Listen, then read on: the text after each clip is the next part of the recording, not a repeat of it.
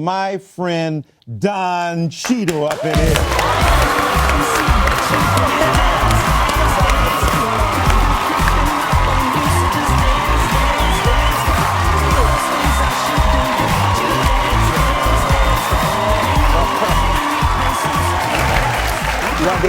Brother Cheadle, thank you for coming through, man. Glad to be here. Glad to be here. You're welcome. Yo, I was just looking recently at your film on Miles Davis, and if y'all haven't seen it, one of the most extraordinary pieces of filmmaking I've seen in a while. And I think what threw some people off, they were thinking, oh, is this going to be a straight-ahead biography? But it's not that. It's really a conceptual movie that deals with some deep themes in his life. Talk about that a bit, man. Well, you know, it's something that it's interesting because you can say as much as you want before it comes out what it's going to be. And, Right. you know, I tried to prep people to know that this was going to be really an artistic expression. It was Right. going to be something that felt to me more like a composition than a straight-ahead movie. And then it, Right. you know, it comes out and people are like, hey, it's not a straight-ahead movie. It's Right. like, Right. yeah, you directed it as Yeah, well. I directed it, I co-wrote it, produced it. Incredible. And much like his music, I mean, what you did on film with the cinematic vocabulary is what that guy did, because I saw Miles Davis. I don't know if y'all saw him, and he'd hold those signs up, turn his back on you, was like, yo, that's Miles. Yeah, and that's what I wanted to do, you know, rather than sort of do like the cliff notes of his life, or, Right, you know, right. kind of do something that I think the autobiography does much better, the documentary does much better. Right. I wanted to do something cinematically with my art that, you know, was somewhat relative to what he did with his music, you know. And the beautiful thing about it, the beautiful thing about it is we rarely get a black actor, director, artist's vision about another black artist. I mean, we get, you know, Clint Eastwood on Charlie Parker, and it's an interesting film. But for you, you were right there. You understood what that was about. Tell us about that experience, because that's got to be a different take on a black artist. Well, you know, it's funny because people ask me, you know, how it came about, and Vincent Wilburn, who was Miles' nephew, played drums with him for a while. When Miles was inducted into the Rock and Roll Hall of Fame in 2006, they asked if they were ever going to do a movie about his life, and he said, yeah, and Don Cheadle is going to play him. So, Oh my goodness. Wow. He's a prophet too. Like, before he asked me or told me. Or, Oh my God. you know, the gauntlet was thrown down. So, Yeah. Well, when God chooses, it's tough to turn down you God. kind of got to do it. Yes, So, right. you know, it was 10 years, and it was a grind, but, you know, we finally got there. Did you and play had the to bring trumpet that. before? I did not play the trumpet Wow. before. Actually, Oh, my I'd started when I did the Sammy Davis Jr. thing in Rat Pack, a movie I did Right. on HBO, Right. because Sammy played the trumpet. So I didn't have time to learn how to play the trumpet, but I said I want to at least know how to function, because I want to, you know, I want trumpet players to go, oh, he's playing the trumpet. Yeah. Right. So I have a scene where I'm sitting, where I play right next to a band, and the first trumpet player was sitting there, and I finished the solo, and he's like, how long have you been playing? I hadn't played at that point, but for the wow. film, when I Right. knew I was going to do this movie, I did start playing. Well, if Great Miles actor. Davis can say that Don Cheadle's going to play me, who's going to play Don Cheadle? Oh, wow. I don't know. Do we want to see that story? It's going to be pretty boring, guys. I'm gonna tell you the truth. Other than the sets, it's going to be a dude going to the grocery store. We follow you on Twitter. I saw you get into it with a few people, and I just love the way you just so intellectually just you're just a savage on Shut them down. I go love it. Yeah, I love it. Yeah. Well, you know, a lot of people don't do that. A lot of stars, you know, they'll sign their names like DC, Don Cheadle every now and again, but you be getting it in on a regular basis. Yeah, I don't know that that's really the best that I do. Is sometimes it's a prescription for disaster, but I do. I go in with people and we talk about stuff. Well, give us a feel for that today. What's your topic you wanted to kick around? Oh man, there's so many. Oh, let's talk about the dispelling of the myth that black people can't swim. Oh, man.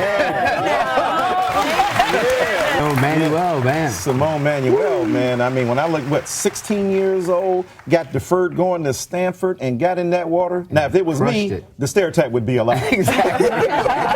Right, because I can't even swim. Yeah. Well, my kids are fish and they swim great, but it was amazing to see that. You know? I mean, and what was amazing, I remember, it's been a while now, but when she got out of that water and was interviewed, and she said, look, this is for people who paved the way for me. Yeah. And for those young people looking who think they can't do it, I mean, I got chill bumps, Yeah. man. Looking Yeah. backhand I to the mean, future. you know. That's She- real she- perspective from a 16-year-old. Yeah, think about that. It's amazing. I mean, she understood the stage that she's on, and she understands what she represents, and to just be able to perform at that level at that time, and it's just amazing. Well, you know, I think about, you know, Steven Soderbergh says, look, I'm going to make 3 for y'all, and one for myself. So I'm gonna do some serious, cerebral, conceptual, artistic movie, and then I'm gonna make some stuff that's gonna make some dough at the box office. Right. And you've been involved in both of those. How do you? I mean, the Showtime stuff, the stuff you've done in terms of films. I mean, you have mastered so many genres. How do you decide between what's artistically meritorious and what you think I got to pay the bills?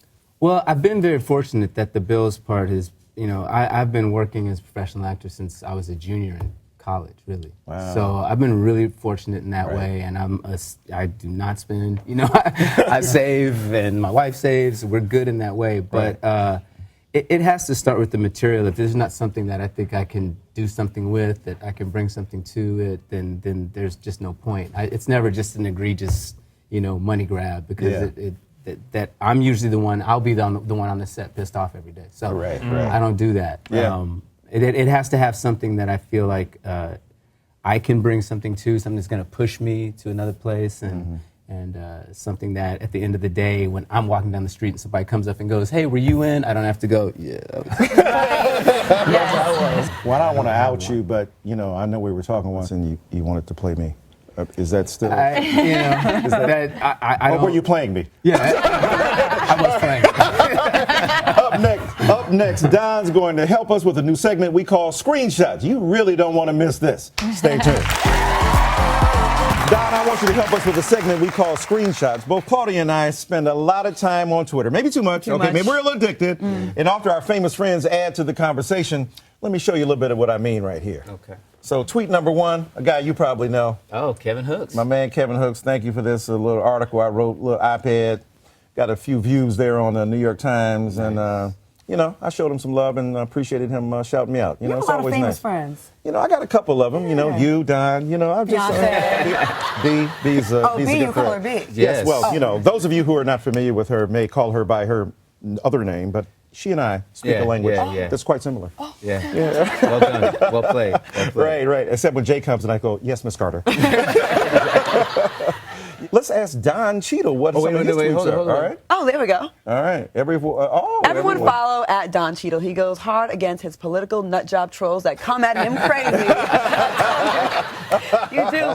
And you do. Somebody retweeted something you said, and that's when I became familiar with, your savagery on social media. And so I am now a follower, and I applaud you, and I thoroughly enjoy it. I try. I'm sitting there, and my wife is like, "Are you on Twitter again?"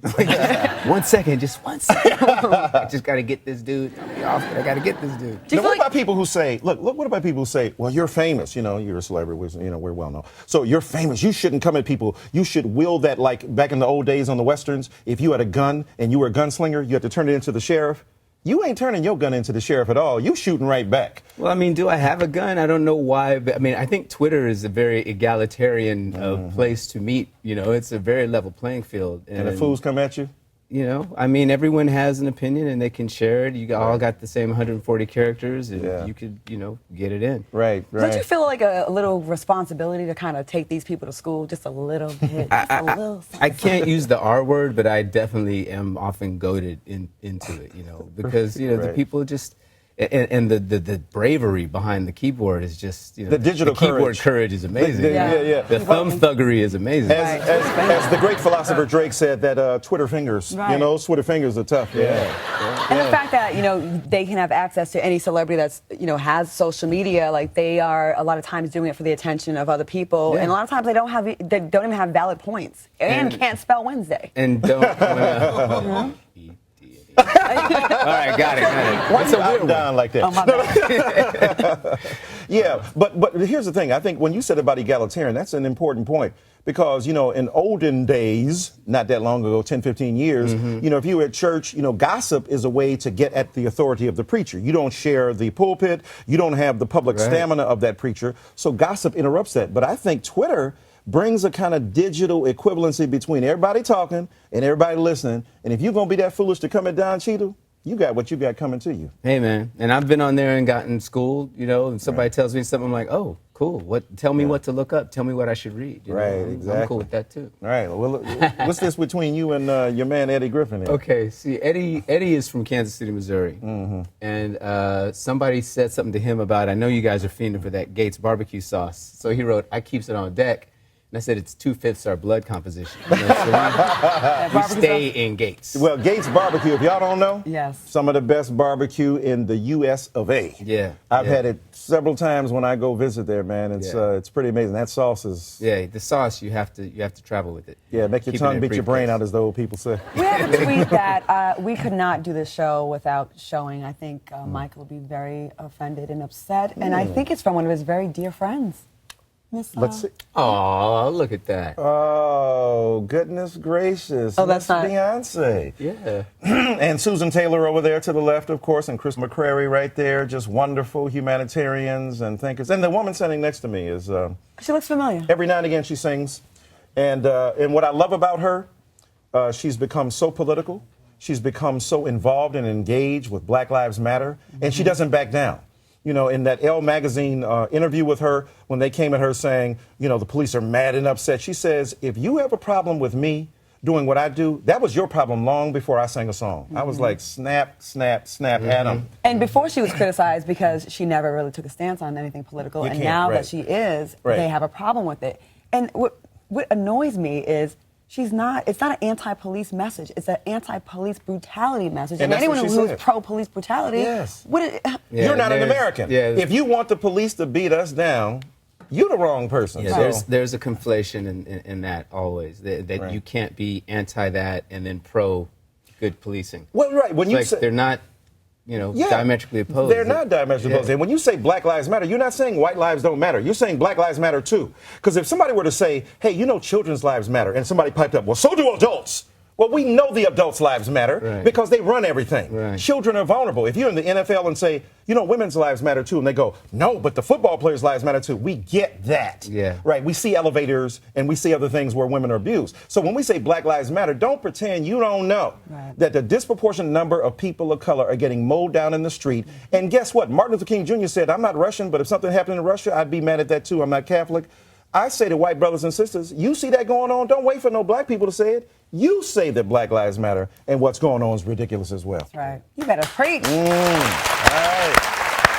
Don Cheadle, we are so grateful to you. Thank you so much for joining us here on The Raw Word. It was great talking with you. Good luck with everything you're doing because you are one of our favorites in this world.